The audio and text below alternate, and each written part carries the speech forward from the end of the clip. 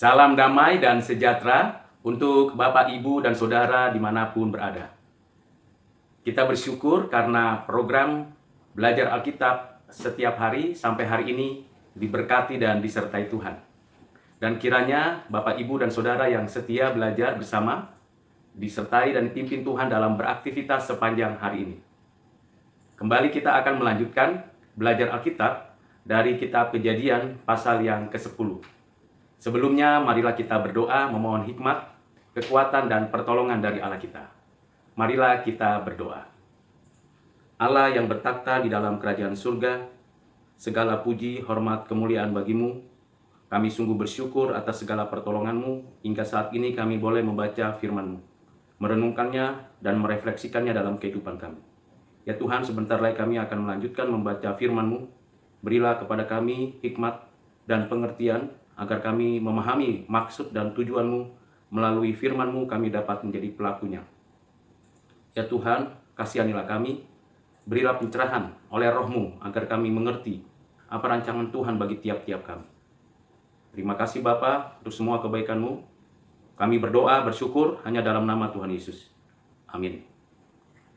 Bapak, Ibu, Saudara yang kekasih di dalam Kristus, setelah kita belajar dari kisah Nuh dan bagaimana Tuhan menyatakan penghukuman atas orang berdosa dan penebusan serta pemeliharaan atas Nuh dan keluarganya serta atas bumi di mana kita berada sampai saat ini. Kembali kita akan membaca dari Kejadian pasal yang ke-10 ayat yang pertama sampai dengan 32. Demikianlah firman Tuhan. Inilah keturunan Sem, Ham, dan Yafet, anak-anak Nuh. Setelah air bah itu, lahirlah anak-anak lelaki bagi mereka. Keturunan Yafet ialah Gomer, Magog, Madai, Yawan, Tubal, Mesek, dan Tiras. Keturunan Gomer ialah Askenas, Rifat, dan Togarma. Keturunan Yawan ialah Elisa, Tarsis, orang Kitim, dan orang Dodanim. Dari mereka inilah berpencar bangsa-bangsa daerah pesisir. Itulah keturunan Yafet masing-masing di tanahnya dengan bahasanya sendiri menurut kaum dan bangsa mereka. Keturunan Ham ialah Kus, Misraim, Put, dan Kanaan. Keturunan Kus ialah Sheba, Awila, Sabta, Raima, dan Septeka.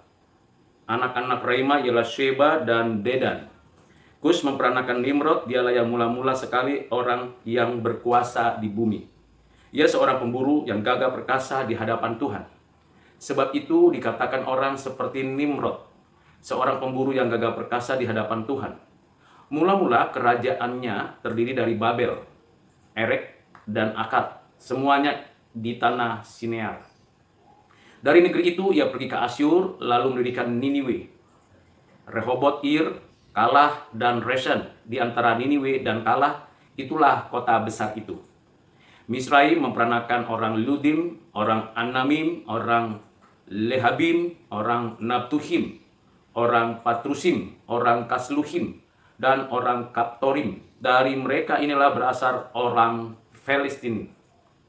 Kanaan memperanakan Sidon, anak sulungnya, dan Het, serta orang-orang Yebusi, orang Amori, dan orang-orang Girgasi, orang Hewi, orang Arki, orang Sini, orang Arwadi, orang Semari, dan orang Hamati.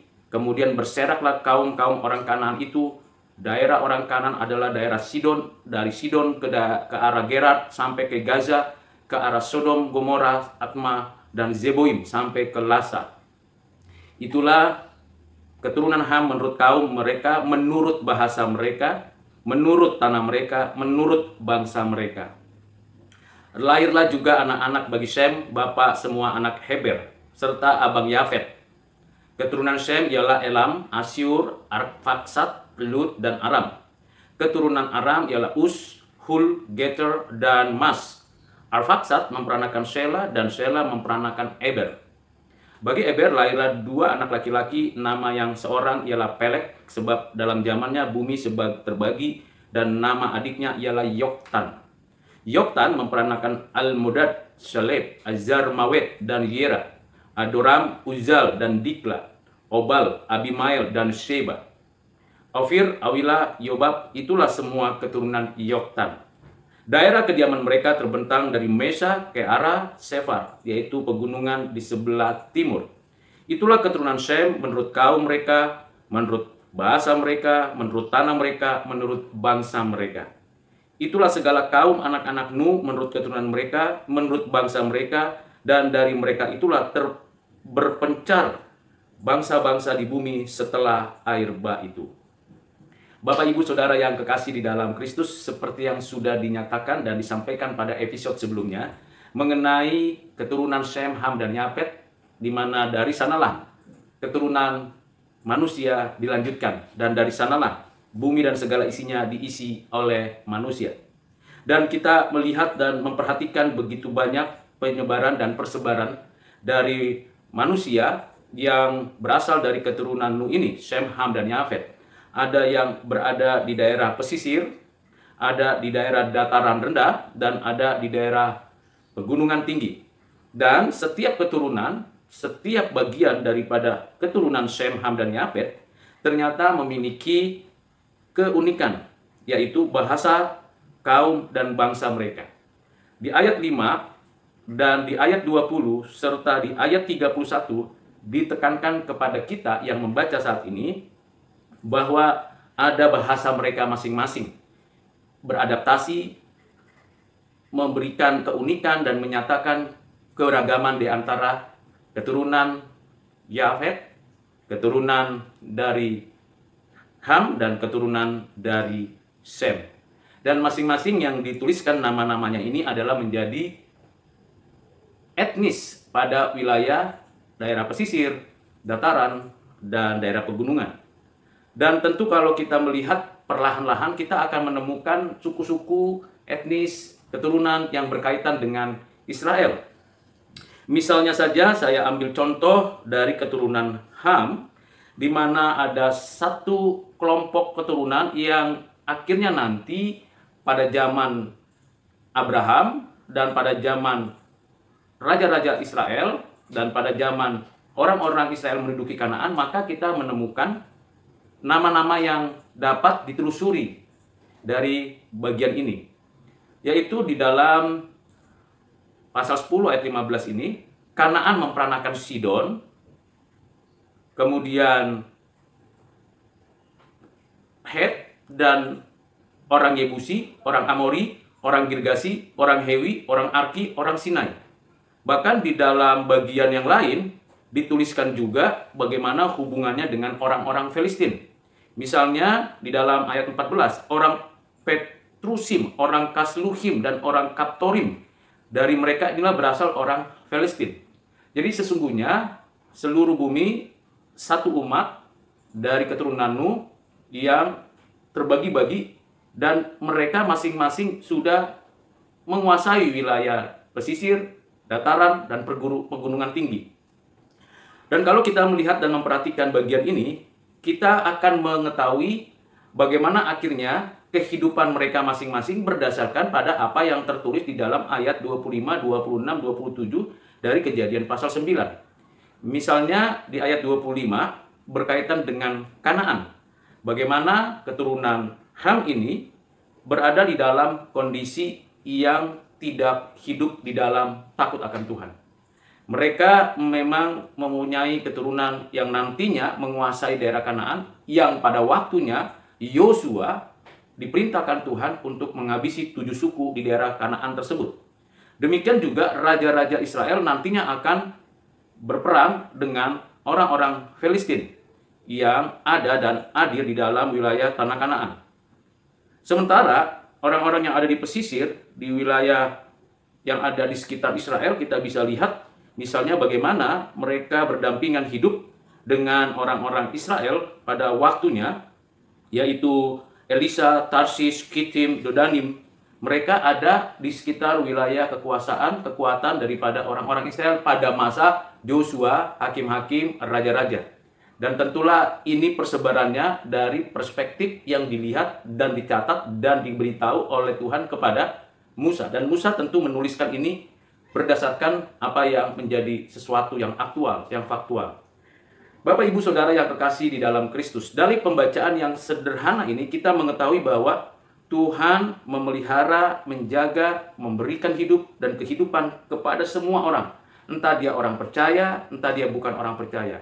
Entah dia dalam kondisi yang dikutuk, atau terkutuk atau sebagai hamba, maupun orang-orang yang nantinya adalah keturunan yang menghasilkan suatu umat yang memuji Tuhan, atau mereka yang menikmati berkat-berkat yang ada di bumi ini.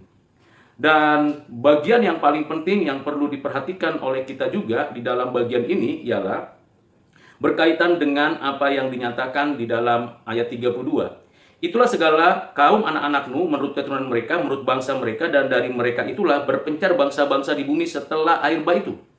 Jadi setelah air bah, selain mereka beranak cucu bertambah banyak memenuhi bumi, mereka berbudaya, beradaptasi dengan lingkungan, membuat atau menemukan atau menggunakan bahasa yang beraneka ragam, dan mereka masing-masing mempertahankan wilayah kekuasaannya dan terus-menerus memenuhi bumi, ekspansi, eksplorasi, sampai seluruh bumi boleh melihat dan menyaksikan bagaimana Tuhan yang sudah berjanji kepada Nuh, dan Tuhan yang memelihara keturunan Nuh ini sampai kita saat ini. Dan kalau kita memperhatikan diri kita, kita akan tahu bahwa kita ini manusia yang diberikan oleh Tuhan hidup dan kehidupan. Dari mulai Nuh sampai sekarang beragam, ratusan, ribuan etnis, bahasa, dan tentunya kelompok-kelompok kecil dari etnis-etnis yang kita ada dan hadir dalam bumi ini. Dan kita bersyukur kepada Tuhan atas semua pemeliharaan Tuhan. Bagian yang perlu saya highlight untuk Bapak Ibu boleh renungkan di dalam ayat yang ke-9. Di mana ada seorang yang bernama Nimrod yang diberikan penjelasan yang lebih, karena nanti ini berkaitan dengan pasal 11. Nimrod seorang pemburu yang gagah perkasa di hadapan Tuhan. Istilah tentang di hadapan Tuhan berarti Nimrod dari keturunan Ham ini justru mendapatkan perhatian dan mendapatkan berkat dari Tuhan. Dan Nimrod di sini dikatakan juga adalah seorang pemburu.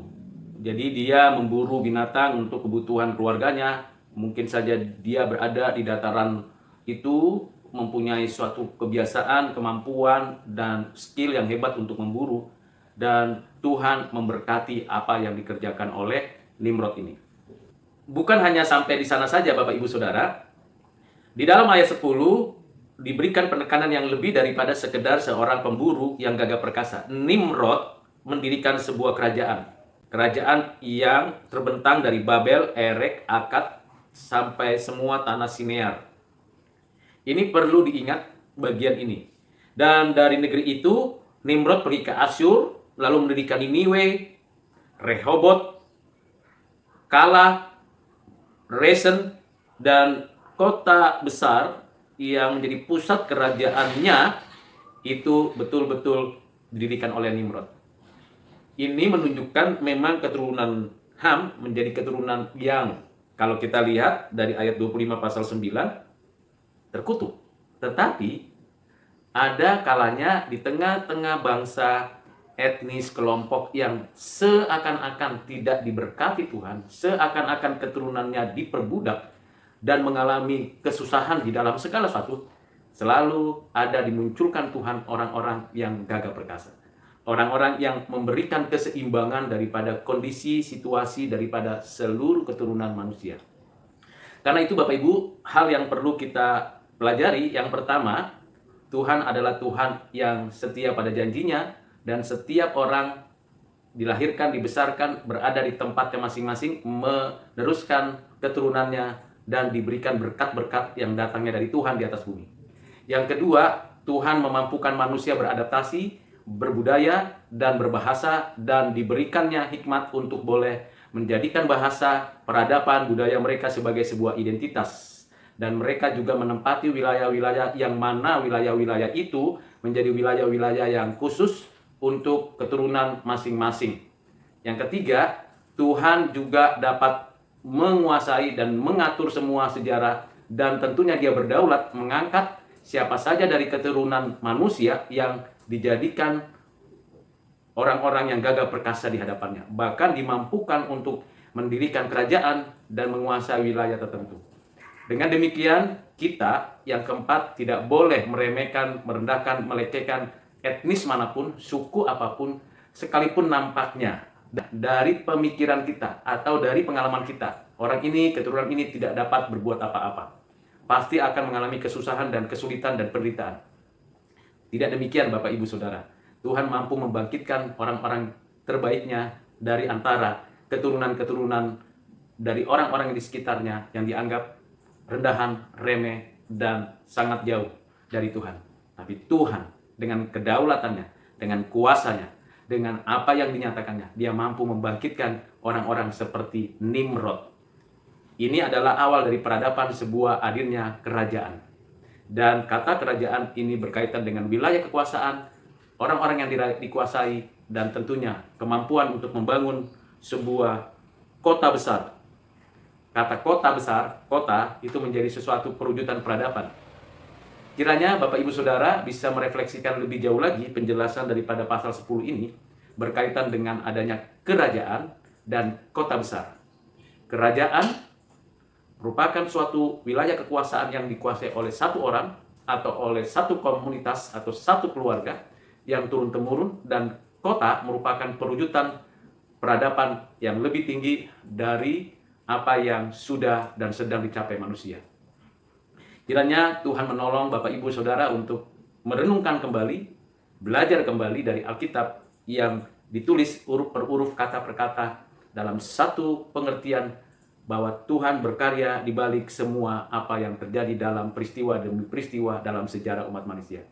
Tuhan Yesus memberkati kita sekalian. Mari kita berdoa. Bapa di surga, terima kasih hari ini kami sudah membaca satu pasal dari kitab Kejadian, yaitu pasal 10, yang menggambarkan bagaimana Tuhan memelihara manusia seperti yang Tuhan janjikan kepada Nuh dan keturunannya. Dan bertambah-tambahlah jumlah manusia dengan bahasa, kelompok, bangsa yang menyebar di seluruh muka bumi ini. Sampai hari ini kami bersyukur atas semua yang Tuhan janjikan digenapi oleh-Mu dan dipelihara oleh-Mu. Kami juga bersyukur bagaimana Tuhan menyatakan apa rencanamu di masa-masa depan, termasuk adanya kerajaan dan kota besar. Tuhan tolong kami, sertai kami, mampukan kami, supaya kami boleh merespon segala kebenaran-Mu dengan tepat. Di dalam nama-Mu Tuhan Yesus kami berdoa dan bersyukur. Amin.